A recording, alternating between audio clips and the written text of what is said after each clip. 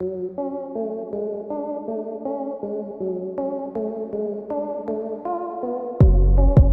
आप घूमने के साथ साथ इतिहास की जानकारी भी इकट्ठा करना चाहते हैं तो इसके लिए आपको जाना होगा दोस्तों हैदराबाद, क्योंकि हैदराबाद एक ऐसे किले का घर है जहां खूबसूरती, वास्तुकला, इतिहास, हैरान कर देने वाले नजारे और दिलचस्प तथ्य बसे हुए हैं। इस किले में दोस्तों एक ऐसा मनहूस कोहिनूर था जिसने कई साम्राज्यों का अंत कर दिया।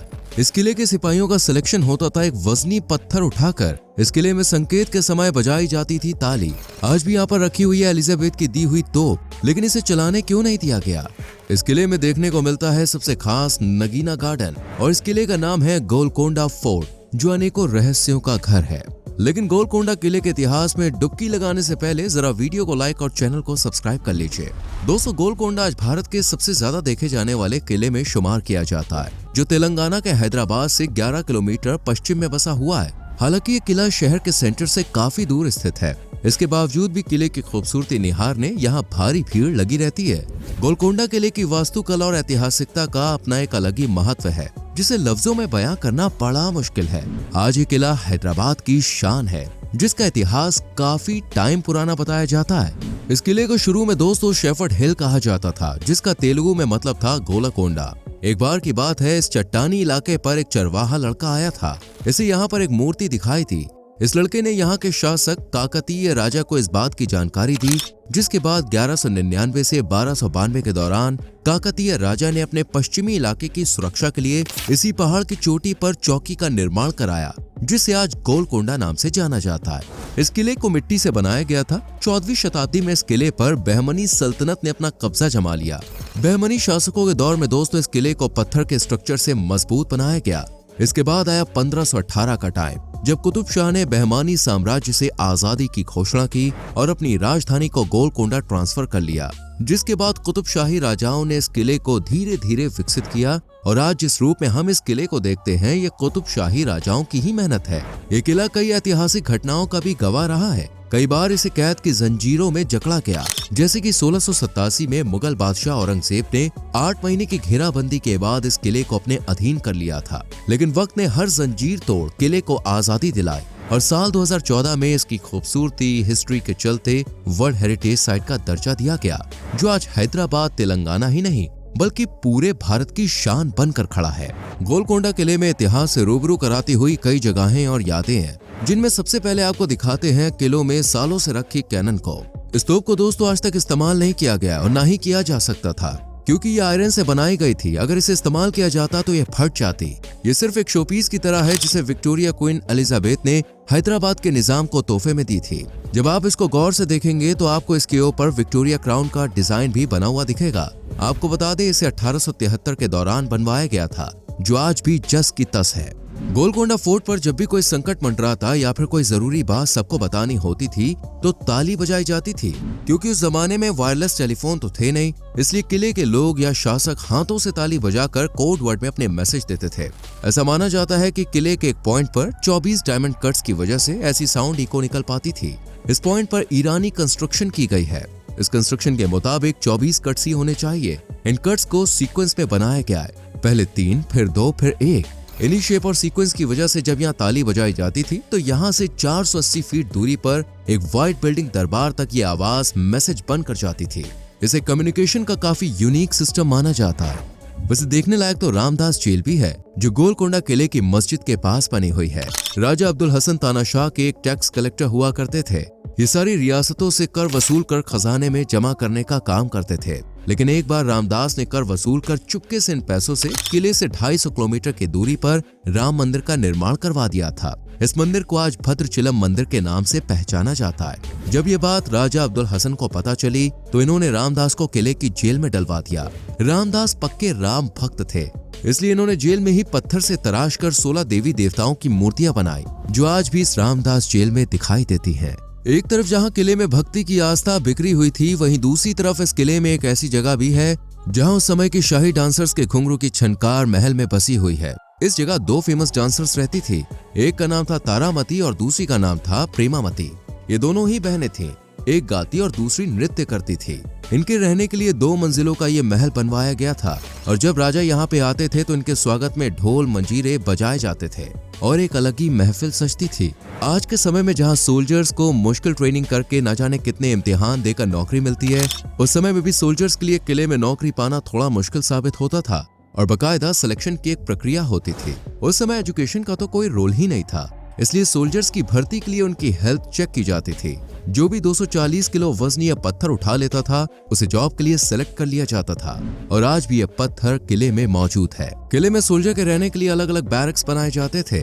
रूम सेपरेट करने के लिए यहाँ दरवाजों का इस्तेमाल नहीं किया जाता था बल्कि पर्दे लटका दिए जाते थे। इन बैरक्स को ईरानी कंस्ट्रक्शन में डिजाइन किया गया है। आपको जानकर हैरानी होगी कि इन दीवारों के बीच एक लॉक के तौर पर एक ट्रायंगल पत्थर रखा जाता था जिस पर पूरी दीवार टिकी रहती थी। किले में एक वेपन स्टोर बिल्डिंग भी है जहां कुतुब शाही डायनेस्टी द्वारा इस्तेमाल किए जाने वाले हथियार रखे जाते थे और आज भी ये यहीं मौजूद हैं। कुतुब शाही डायनेस्टी के दौरान सबसे ज्यादा रौनक लगती थी नगीना बाजार में, जहां हीरो को खरीदा बेचा जाता था। ये बाजार भी किले में सिर्फ शुक्रवार के दिन ही सजता था। न सिर्फ किले के बड़े बड़े लोग बल्कि दूसरी रियासतों के राजा भी इस बाजार में शिरकत करते थे। इस जगह पर आपको चौकोर डिजाइन में बने अलग अलग फ्रेम्स दिखेंगे। इन्हीं के अंदर व्यापारी अपने टेंट बांधकर हीरे बेचा करते थे जो बेशकीमती होते थे। लेकिन एक कोहिनूर हीरा ऐसा भी था जो कई साम्राज्यों पर श्राप बनकर मंडराया और उन्हें तबाह कर दिया। वर्ल्ड फेमस डायमंड कोहिनूर इसी किले में आया था। बताया जाता है कि ये एक बड़े पत्थर जितने साइज का डायमंड था। इस पत्थर को कुतुब शाही डायनेस्टी ने तराश कर 260 कैरेट के चमकते बेशकीमती कोहिनूर में तब्दील कर दिया था। इस कोहिनूर को लेकर ऐसा कहा जाता है कि ये एक अशुभ कोहिनूर है। ये जिसके पास भी जाता था उसका साम्राज्य खत्म हो जाता था। जैसे सबसे पहले ये कुतुब शाह के पास था तो इनका साम्राज्य खत्म हो गया। इसके बाद मुगलों के पास गया तो उनकी डायनेस्टी भी चली गई। फिर ये नादिर शाह के पास गया तो उनका भी साम्राज्य तहस नहस हो गया।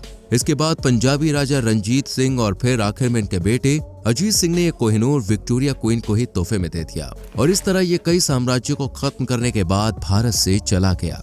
कुतुब शाह डायनेस्टी के दौर में नाच गाना खूब हुआ करता था। अक्सर यहाँ महफिल सजाने के लिए बंजारे आया करते थे जिनके ठहरने के लिए किले में ही इंतजाम किया गया था और जिस जगह ये रुकते थे वो आप आज भी इस किले में निहार सकते हैं। सभी बंजारे यहाँ रुकते थे। आज के समय में सबसे फेमस जगहों में शुमार है बंजारा हिल्स, जो काफी महंगा इलाका है। इस जगह को बंजारों का पहाड़ भी कहा जाता है क्योंकि आज के समय में भी यहाँ बंजारे ही रहते हैं।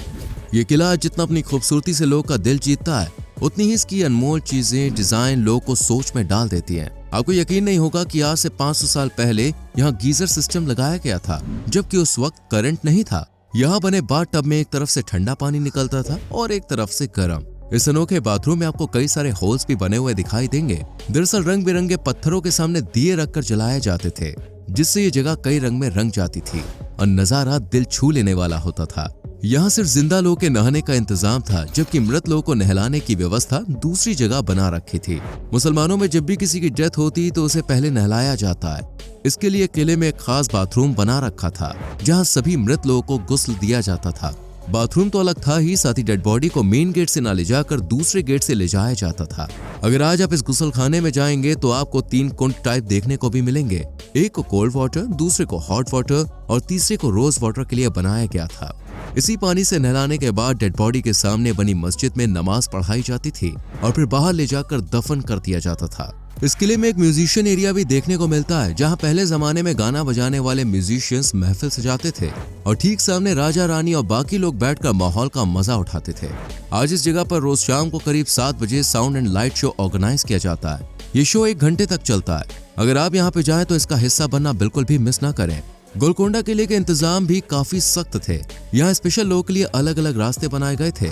जब भी कोई राजा से मिलने के लिए आता तो उसे आम रास्ते से अंदर आने की इजाजत नहीं दी जाती थी। इस किले के 2 हिस्से हैं, एक को पैलेस के लोग के लिए बनाया गया था जबकि दूसरा जनता के लिए। दोनों के ही रास्ते बड़े सर चकराने वाले थे।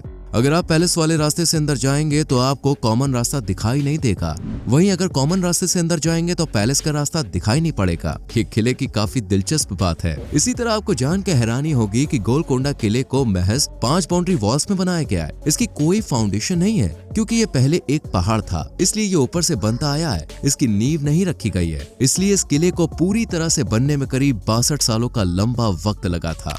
किले में एक मस्जिद भी बनी हुई है जिसे आप 4 मीनार की कॉपी कह सकते हैं। इस मस्जिद को हैदराबाद के तीसरे राजा इब्राहिम कुली कुतुब शाह ने 1550 से 1580 के बीच बनवाया था। इसके बाद इनके बेटे मोहम्मद कुली कुतुब शाह ने भी ऐसी ही सेम मस्जिद बनवाने का फैसला किया और 1591 के दौरान 4 मीनार का निर्माण करवाया, जिसके 4 मीनार हैं, जबकि ये मस्जिद 2 मीनारों से लेस है। इन दोनों का डिजाइन लगभग सेम ही था और तो और इन दोनों के बीच एक सुरंग भी बनाई गई थी और इनके बीच की दूरी 8 किलोमीटर की थी। ऐसे ही गोलकोंडा में देखने लायक कई ऐतिहासिक चीजें जो आपको इतिहास से रूबरू कराती हैं। वैसे क्या आपने कभी इस किले का दीदार किया है? अगर नहीं तो कब जाने का प्लान है? अपनी राय कमेंट में बताएं। वीडियो को लाइक और शेयर करें। अगर चैनल पर नए हैं तो प्लीज सब्सक्राइब करके बेल आइकॉन प्रेस करें, जिससे आने वाली वीडियोस आपसे मिस ना हो। मिलते हैं आपसे अगली वीडियो में। Till then bye bye, take care.